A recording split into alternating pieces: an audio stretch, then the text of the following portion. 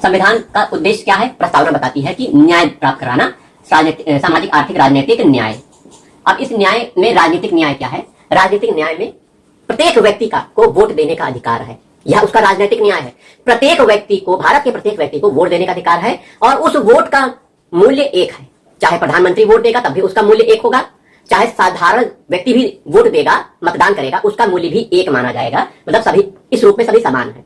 वहीं आर्थिक न्याय में गरीबी और अमीरी भारत में देखी जाती है, तो गरीबी अमीरी को दूर करने के लिए, समानता लाने के लिए, न्याय करने के लिए आर्थिक न्याय की बात की गई है और डीपीएसपी में आर्थिक न्याय प्रदान करने के लिए बहुत से प्रावधान किए गए हैं। वहीं सामाजिक न्याय में सामाजिक समानता और समता की बात की गई है। ये सब बातें आपके न्याय में आ जाती हैं। दूसरा न्याय हो गया। अब आपका क्या है?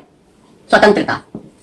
व्यक्ति की स्वतंत्रता भी के बारे में बात की गई है। व्यक्ति स्वतंत्र है, बोलने में स्वतंत्र है। अनुच्छेद 19 वाक एवं अभिव्यक्ति की स्वतंत्रता संविधान में लिखी दे दी गई है, जो कि प्रस्तावना में स्वतंत्रता शब्द दिया गया है। वहीं कार्य करने, नौकरी करने, वृत्ति उपार्जिका करने की स्वतंत्रता हो गई, विदेश भ्रमण की स्वतंत्रता हो गई, है ना, संस्था बनाने की स्वतंत्रता हो गई, सभा करने की स्वतंत्रता हो गई। तो बहुत सी स्वतंत्रताएं संविधान में दी गई हैं, जो कि मौलिक कर्तव्य में इसका पूरा वर्णन दिया गया है। अनुच्छेद 19 आपका हो गया, अनुच्छेद 21 में भी इसका वर्णन किया गया है। तो स्वतंत्रता व्यापक रूप से संविधान में हर जगह दिया गया है, जो कि स्वतंत्रता शब्द को परिभाषित भी करता है। वहीं स्वतंत्रता के बाद दिया गया है व्यक्ति की गरिमा।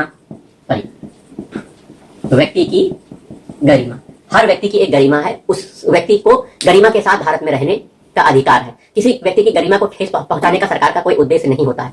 तो गरिमा के साथ व्यक्ति भारत में रहता है। व्यक्ति की गरिमा के लिए अनुच्छेद 21 बहुत इंपॉर्टेंट है। अनुच्छेद 21 व्यक्ति की गरिमा को परिभाषित करता है। आप इसे विस्तार से पढ़ेंगे तो पता लग जाएगा। व्यक्ति की गरिमा के बाद आपका है राष्ट्र की एकता। बहुत व्यापक शब्द है, राष्ट्र की एकता व्यापक शब्द है। एवं अखंडता। जैसे कि आप जानते हैं, भारत में 28 राज्य और 8 केंद्र शासित प्रदेश हैं। ये 28 राज्य और 8 केंद्र शासित प्रदेशों से भारत बना है और इन सब को मिलकर एक भारत का निर्माण हुआ है। एक भारत, अखंड भारत।